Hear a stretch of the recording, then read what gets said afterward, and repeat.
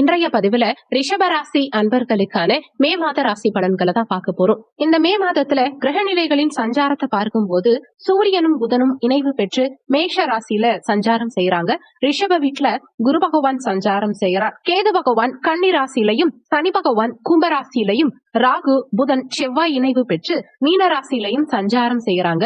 புதன் வரும் மே 10ஆம் தேதி அன்னைக்கு மீன ராசியிலிருந்து பயிற்சியாகி மேஷ ராசியிலையும், சூரியன் வரும் மே 14ஆம் தேதி அன்னைக்கு மேஷ ராசியிலிருந்து பயிற்சியாகி ரிஷப ராசியிலையும், சுக்கிரன் வரும் மே 19ஆம் தேதி மேஷ ராசியிலிருந்து பயிற்சியாகி ரிஷப ராசியிலையும் சஞ்சாரம் செய்ய இருக்கார்.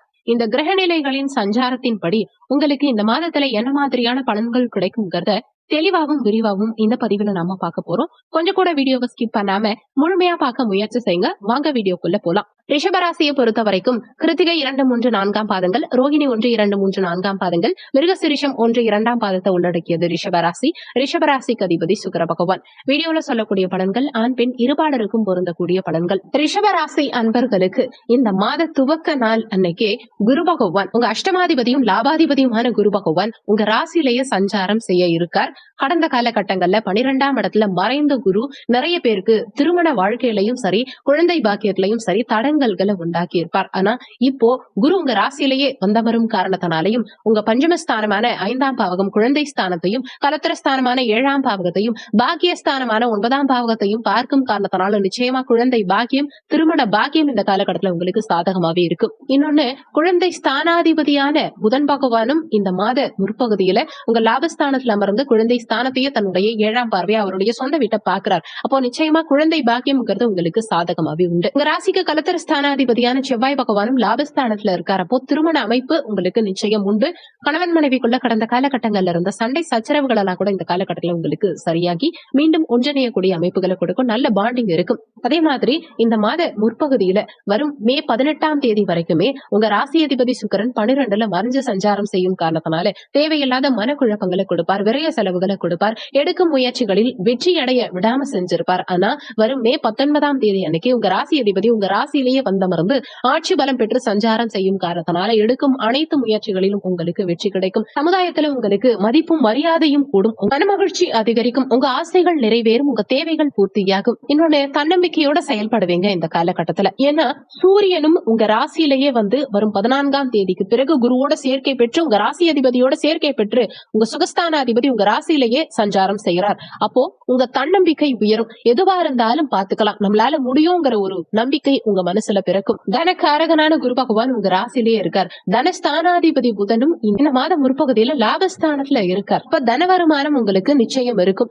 குடும்பம் சார்ந்த விஷயங்கள்ல இருந்த பிரச்சனைகள் சற்று குறையும். ஆனாலுமே இந்த குடும்பஸ்தானாதிபதி புதன் பகவான் நீச்சமாயிருக்கார். ராகுவோடையும் சேர்க்கை பெற்று சஞ்சாரம் செய்யறார். அப்போ குடும்ப உறுப்பினர்களுக்குள்ள ஏதாவது ஒரு சண்டை சச்சரவுகள் உண்டாகலாம். அதுவும் குறிப்பா அந்நிய நபர்கள் மூலமா உண்டாகலாம். அதாவது யாராவது ஒரு 3ஆம் நபருடைய தலையீடு காரணமா குடும்ப உறுப்பினர்களுக்குள்ள சண்டை சச்சரவுகளோ மனஸ்தாபங்களோ ஏற்படுறதுக்கு வாய்ப்புகள் இருக்கிறதுனால உங்க குடும்ப விஷயங்கள்ல அந்நிய நபர்களுடைய தலையீட்டை முற்றிலும் தவிர்த்துக்கிறது உங்களுக்கு நல்லது. அதே மாதிரி நீங்களும் மத்தவங்களுடைய குடும்ப விஷயங்கள்ல தலையிடாம இருக்கிறது உங்களுக்கு நல்லதுங்கிறத மனசுல வச்சுக்கோங்க. சுகஸ்தானாதிபதியான சுக்கிர பகவான் உச்சபலத்தோட 12ஆம் பாவகத்துல உங்க ராசியோட சேர்க்கை பெற்று சஞ்சாரம் செய்யறார் மாத முற்பகுதியில. இந்த மாத பிற்பகுதியில வரும் 14ஆம் தேதிக்கு பிறகு சுகஸ்தான அதிபதி உங்க ராசியிலேயே வந்தமரும் காரணத்தினால சுகபோகங்களை பெருக்கிக்கிறதுக்கு உண்டான அமைப்புகளை கொடுக்கும். சுப செலவுகள் செய்யக்கூடிய அமைப்புகளை கொடுக்கும். பூமி, மனை, வண்டி, வாகனங்கள் இந்த மாதிரி அசையும் அசையா சொத்து வாங்கறதுக்கு உண்டான அமைப்புகளை நிச்சயம் இந்த காலகட்டம் உங்களுக்கு கொடுக்கும். ஒரு சிலர் இந்த காலகட்டத்துல புதுசா வீடு கட்டுவீங்க. ஏற்கனவே வீடு கட்டிக்கிட்டு இருக்கவங்களும் நடுவுல சில காலமா கட்டுமான பணிகள் தடையில இருக்குங்கிறவங்க கூட மீண்டும் அந்த கட்டுமான பணியை தொடங்கறதுக்கு உண்டான அமைப்புகள் இந்த காலகட்டத்துல உங்களுக்கு சாதகமாவே உண்டு. ஞானக்காரகனான கேது பகவான் புத்திக்காரகனான புதனுடைய வீட்டுல சஞ்சாரம் செய்யறதும் அந்த கேதுவை குரு பகவான் தன்னுடைய பஞ்சம பார்வையா பார்க்கும் காரணத்தினாலையும் உகந்த காலகட்டங்கள்ல குழந்தை பாக்கியத்துல இருந்த பிரச்சனைகள் நீங்கும். குழந்தைகளோட இருந்த மனஸ்தாபங்கள் இதெல்லாம் நீங்கும். குழந்தைகள் வகையில இந்த காலகட்டத்துல உங்களுக்கு அனுகூலம் உண்டாகும். குழந்தைகளுடைய படிப்புகள் இந்த காலகட்டத்துல நல்லா இருக்கும். குழந்தைகளுக்கு நல்ல வேலை அமையலன்னு வருத்தப்பட்டு இருக்கக்கூடிய ரிஷபராசி அன்பர்களுக்கும் இந்த காலகட்டத்துல உங்க குழந்தைகளுக்கு நல்ல ஒரு மாற்றங்கள் நிகழும். குழந்தைகள் வகையில அனுகூலம் உண்டாகும். குழந்தைகளுடைய எதிர்காலம் இந்த காலகட்டத்துல திருப்திகரமா இருக்கும். 6ஆம் இடத்தை குரு பகவான் பாக்குறாரு இல்லையா, அப்போ கடன் சார்ந்த விஷயத்துல இருந்த தொந்தரவுகள் இந்த காலகட்டத்துல நீங்கும். உங்க கடன்களை அடைக்கிறதுக்கு உண்டான வழிமுறைகள் இந்த காலகட்டத்துல உங்களுக்கு பிறக்கும். நீண்ட காலமா இருந்த எதிர்ப்பு, பகை, மறைமுக எதிரிகளுடைய தொந்தரவுகளிலிருந்து விடுபடக்கூடிய அமைப்புகள் இந்த காலகட்டத்துல உங்களுக்கு சிறப்பாவே இருக்கும். கலத்திர ஸ்தானாதிபதி செவ்வாய் இந்த மாதத்துல லாபஸ்தானத்துல இருக்கார். கலத்திர காரகனான சுக்கிரனும் உங்க ராசியிலேயே அமர்ந்து தன்னுடைய 7ஆம் பார்வையா கலத்திர ஸ்தானத்தை பார்க்கும் காரணத்தினால திருமண பாக்கியம் இந்த காலகட்டத்துல உங்களுக்கு சாதகமா உண்டு. வரும் மே 19ஆம் தேதிக்கு பிறகு திருமணம் சார்ந்த சுப காரியங்கள் நிச்சயமா உங்க வீட்டுல நடக்கும். அதே மாதிரி குரு பகவானும் தன்னுடைய 7ஆம் பார்வையா உங்க கலத்திர ஸ்தானத்தை பாக்குறார், பாக்கியஸ்தானத்தையும் பாக்குறார். நிச்சயமா திருமண அமைப்புங்கிறது இந்த காலகட்டத்துல உங்களுக்கு சிறப்பாவே உண்டு. கூட்டு தொழில் செய்யறவங்களுக்கு நல்ல முன்னேற்றம் இருக்கும். கணவன் மனைவிக்குள்ள நல்ல பாண்டிங் இருக்கும். கூட்டாளிகளோடையும் நல்ல அனுசரணையான அணுகுமுறையை இந்த காலகட்டத்துல நீங்க கடைபிடிப்பீங்க. நீங்க ஆணா இருந்தா மனைவி மூலமாவும், பெண்ணா இருந்தா கணவன் மூலமாவும் அனுகூலங்கள் இருக்கும். கணவன் மனைவி ஒருவருக்கொருவர் சப்போர்ட்டிவா இருப்பீங்க இந்த காலகட்டத்துல. பாக்கியஸ்தானத்தை குரு பகவான் பார்க்கும் காரணத்தினால சகல பாக்கியங்களையும் அனுபவிக்கக்கூடிய அமைப்பு இந்த காலகட்டத்துல உங்களுக்கு உண்டு. இன்னொன்னு, தொழில் ஸ்தானாதிபதியான சனி பகவான் தன்னுடைய சொந்த வீட்டுல ஆட்சி பலம் பெற்று கும்பமனையில பலமா சஞ்சாரம் செய்யும் காரணத்தினால பிசினஸ் பண்றவங்களுக்கு இந்த காலகட்டத்துல மிகப்பெரிய முன்னேற்றம்ங்கிறது நிச்சயம் இருக்கும். லாபாதிபதி குரு பகவான் உங்க ராசியிலேயே இருக்கும் காரணத்தினால நல்ல லாபங்கள் இந்த காலகட்டத்துல உங்களுக்கு இருக்கும். பொருளாதார வளர்ச்சி இந்த காலகட்டத்துல உங்களுக்கு திருப்திகரமாவே இருக்கும். அஷ்டமாதிபதியும் உங்களுக்கு இதே குரு பகவான் உங்க ராசியிலே இருக்கும் காரணத்தினால அசையா சொத்து சேர்க்கைங்கிறது இருக்கும். உங்க சுய முயற்சியினால முன்னுக்கு வரக்கூடிய அமைப்புகளை கொடுக்கும்.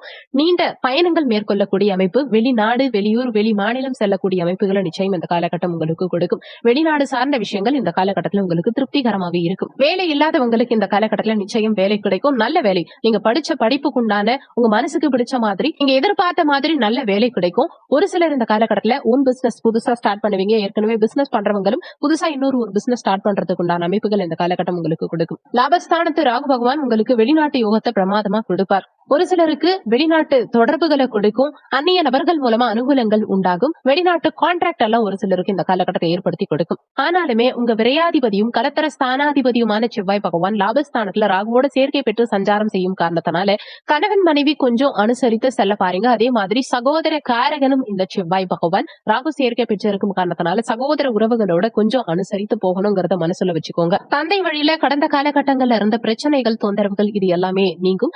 தந்தை கிட்ட இருந்து ஒரு சிலர் பிரிஞ்சிருக்கீங்கன்னா கூட மீண்டும் ஒன்றிணையக்கூடிய அமைப்புகளை கொடுக்கும். தந்தை வழியில அனுகூலங்கள் உண்டாகும். வெளிநாட்டுல இருக்கவங்க ஒரு சிலர் சொந்த ஊருக்கு வரக்கூடிய அமைப்பு, உங்க குடும்பத்தாரோட சேர்ந்து இருக்கக்கூடிய அமைப்புகளை கொடுக்கும். வலி வேதனைகளிலிருந்து விடுபடக்கூடிய அமைப்புகளை கொடுக்கும். வழக்குகளில் உங்களுக்கு சாதகமான தீர்ப்பு கிடைக்கும். புத்திக்காரகன் புதன் ராகுவோட சேர்க்கை பெற்று மாத முற்பகுதியில சஞ்சாரம் செய்யும் காரணத்தினால இன்வெஸ்ட்மெண்ட் பண்ணும்போது அது ஷேர் மார்க்கெட்டா இருக்கட்டும், பிசினஸ் வைஸா இருக்கட்டும், எதுவா இருந்தாலும் சரி, இன்வெஸ்ட்மெண்ட் சார்ந்த விஷயங்கள்ல கொஞ்சம் கவனம் தேவைப்படும். மே 19ஆம் தேதிக்கு பிறகு சுக்கிரன் உங்க ராசியிலேயே வந்து ஆட்சி பலம் பெற்று சஞ்சாரம் செய்யும் காரணத்தினால கலைத்துறையில இருக்கக்கூடியவங்க, அழகு சார்ந்த துறைகள்ல இருக்கக்கூடியவங்க, வண்டி வாகனம் சம்பந்தப்பட்ட துறைகள்ல இருக்கக்கூடியவங்களுக்கு எல்லாம் இந்த காலகட்டத்தில் மிகப்பெரிய முன்னேற்றம் நிச்சயம் இருக்கும். இது மாதிரியான துறைகள்ல இருக்கவங்களுக்கு நல்ல முன்னேற்றம் இந்த காலகட்டத்துல இருக்கும். இந்த மாதம் சிறப்பு அமைய நீங்க செய்ய வேண்டிய தெய்வ வழிபாடு என்னன்னா, வெள்ளிக்கிழமை தினங்கள்ல அம்மன் வழிபாடு செய்யறதுனாலையும் மகாலட்சுமி தாயார் வழிபாடு செய்யறதுனாலையும் நல்ல முன்னேற்றம் வாழ்க்கையில இருக்கும். தடைகள் அகலும்.